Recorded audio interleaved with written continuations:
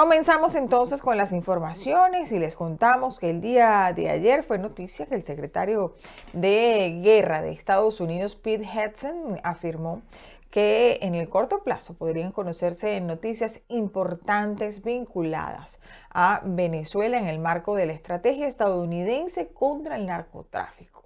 El funcionario explicaba también que Washington está reforzando la cooperación con países de la región para localizar estructuras criminales dedicadas al tráfico de drogas. Y según detalló, el enfoque actual apunta a identificar tanto los centros de producción como las rutas utilizadas para trasladar estupefacientes hacia Estados Unidos en coordinación con algunos gobiernos aliados. Igualmente, el secretario de Guerra se refirió a Cuba. Están muy pendientes de la situación, lo decía estas declaraciones desde la bahía de Guantánamo, y también hablaba de la situación que se está presentando con Irán. Este miércoles nos vamos a Venezuela porque el estado Bolívar, allí continuó el despliegue de la Fuerza Armada Nacional Bolivariana en el arco minero, el operativo del que hasta ahora pues no hay información oficial, ocurre 2 meses después de la aprobación de la nueva ley de minas, que busca esta ley abrir la puerta a inversores extranjeros en estas zonas históricamente controladas por militares y grupos criminales. La organización no gubernamental SOS Orinoco publicó en la red social X un resumen de los hechos reportados, aclarando que algunos aún no han sido confirmados. El presidente de los Estados Unidos, Donald Trump, afirmó ante la prensa este miércoles que Venezuela, y lo señaló textualmente, se ha convertido en un país feliz. Asimismo, el presidente Trump señaló y resaltó que Estados Unidos está obteniendo millones de barriles de petróleo venezolano, reforzando la creciente cooperación energética entre ambos países. Por cierto, primero nos detuvimos en Venezuela y hemos pagado por esa guerra muchas veces. Y tenemos excelentes relaciones con el pueblo de Venezuela. Nos llevamos bien con ellos. Genial. Fue un gran éxito. Fue una guerra de un día. Fue realmente, para ser exactos, 48 minutos de furia y se acabó. Y Venezuela está teniendo excelentes relaciones con la gente. Son geniales. Se ha convertido en un país feliz, lo creas o no. Se ha convertido en un país feliz y estamos sacando millones de barriles de petróleo de Venezuela. Y luego fuimos a Irán. Y la Corte Interamericana de Derechos Humanos declaró responsable internacionalmente al Estado venezolano por violaciones a los derechos de Jorge Rojas Riera en el marco de su detención durante una protesta pacífica en 2003 en Caracas, e incluyó entre sus medidas de reparación el cierre del centro de detención El Helicoide. En su sentencia del caso Rojas Riera y otras versus Venezuela, notificada este 10 de junio, el tribunal determinó que el Estado violó los derechos del ciudadano a la libertad de pensamiento, expresión, participación política y libertad personal. Rojas fue detenido de forma ilegal por agentes de la entonces Dirección de Servicios de Inteligencia y Prevención, DICIP, durante una manifestación en la Plaza Francia de Altamira. Y la paralización de actividades convocadas por el magisterio venezolano para este miércoles fue acatada en más de un 80% en todos los niveles de educación del país, incluidas las universidades, donde alcanzó un 95%. Bajo la consigna Maestro, quédate en tu casa, la profesora Carmen Teresa Márquez, presidenta de la Federación Venezolana de Maestros, informó este miércoles que planteles públicos cesaron sus actividades en un 80% y en el caso de Caracas, la convocatoria alcanzó un 70%, siendo las parroquias La Vega, El Valle, Caricuao y El Paraíso las que reportaron una mayor paralización. El paro se cumplió un total de 80% en todo el país. Tenemos los porcentajes por estado.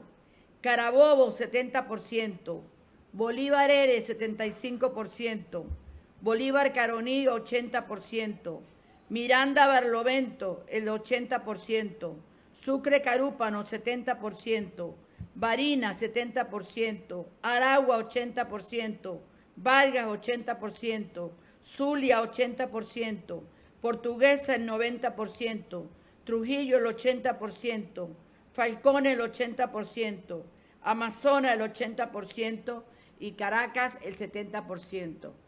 Desde la Federación de Maestros denunciaron que la presencia de cuerpos de seguridad del Estado en los planteles marcó la jornada. Sin embargo, aseguraron que pese a acciones intimidatorias, la actividad fue un éxito. Que denunciamos realmente el acoso laboral que muchos supervisores y muchos directores de los diferentes planteles en el país utilizaron con los maestros. Sin embargo, allí muchos maestros se presentaron a las escuelas, pero los niños y las niñas, los padres y representantes no los enviaron, fueron solidarios.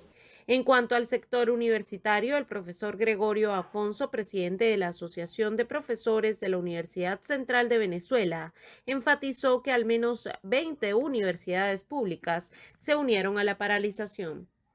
La paralización de hoy es la paralización de la educación pública venezolana en todos sus niveles, lo que advierte en forma clara la gravedad del problema ante el que estamos. Estimamos que nuestra paralización en las universidades se está cumpliendo en 20 universidades nacionales y estamos por alrededor de un 95% de todos los sectores.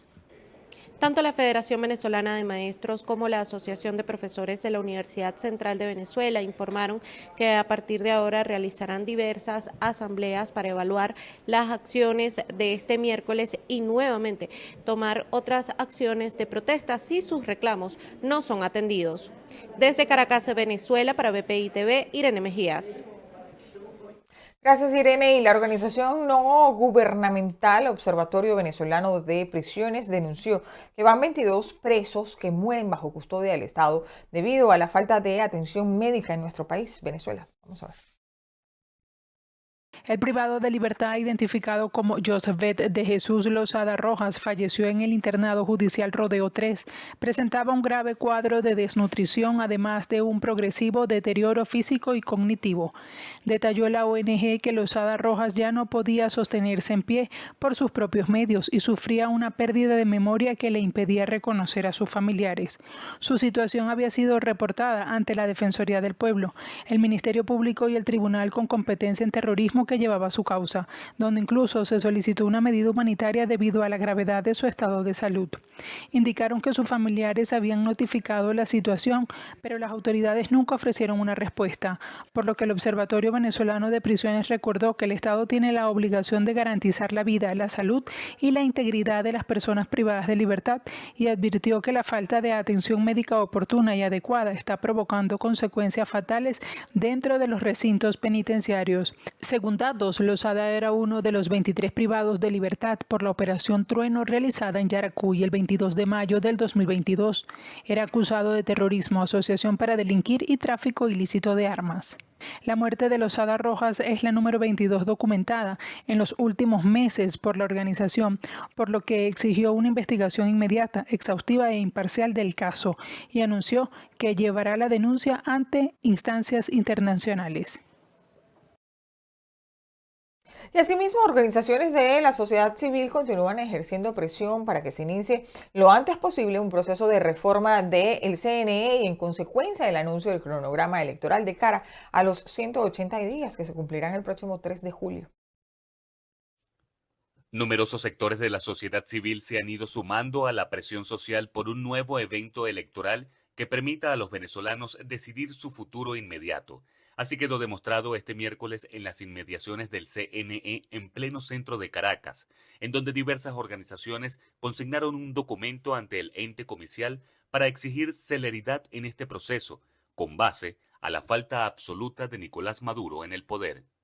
Estamos próximos a que se dé ya formalmente un vacío de poder. Es necesario primero la convocatoria de unas elecciones libres, pero ante eso tiene que haber un nuevo Consejo Nacional Electoral transparente, equilibrado, que sea reflejo de la sociedad y no esté ligado a un partido político.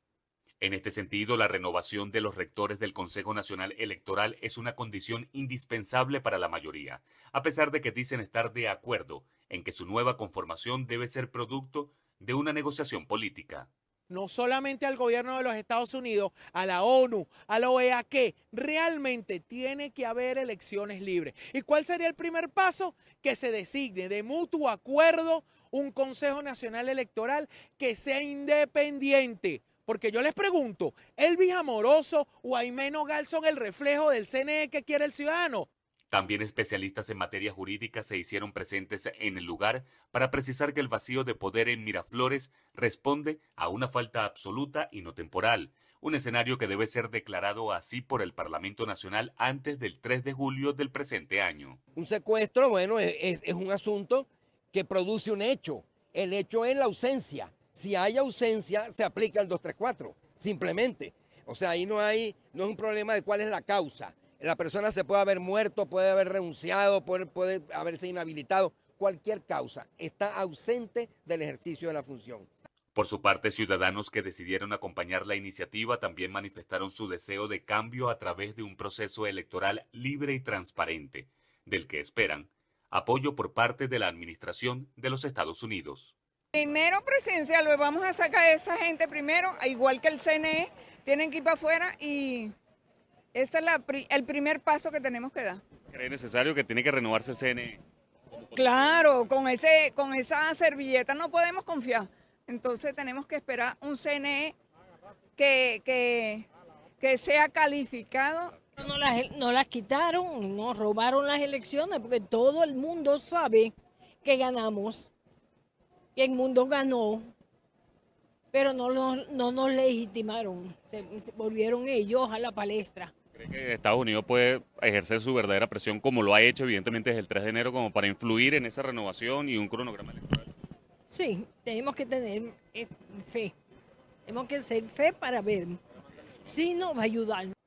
Importante destacar que esta presión por parte de organizaciones de la sociedad civil durante las últimas semanas está enmarcada en la solicitud que hiciera en días recientes el secretario de Estado de los Estados Unidos, Marco Rubio, al gobierno interino en Venezuela para la conformación de una comisión electoral que permita no solamente la renovación del ente comicial, sino un cronograma electoral. Todo esto a propósito de lo que es la posible tercera fase de una transición en Venezuela. Desde Caracas para BPI TV, Joan Álvarez.